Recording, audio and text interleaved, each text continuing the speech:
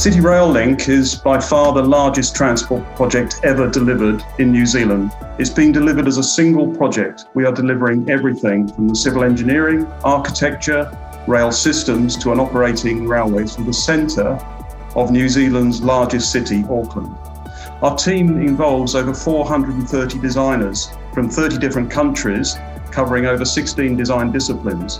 And we've set the organisation up as an alliance, which involves 3 construction companies, 3 designers, as well as the client. We are delivering an integrated underground train system that requires resourcing specialist skill set and background in both design and construction, coming from all around the globe.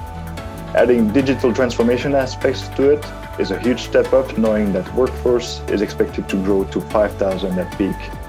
The digital environment has been crucial to delivery of a tight program, and especially when we went into the COVID-19 lockdown. Autodesk products enable us to identify and investigate options quickly in a very transparent and engaging way. We've been able to work without lag or delay through a lot of challenging circumstances on the project. We're very proud of this project. It's not only just the professional development of the individuals and a technological shift for the entire Link Alliance, we're also bringing the entire New Zealand industry along with us.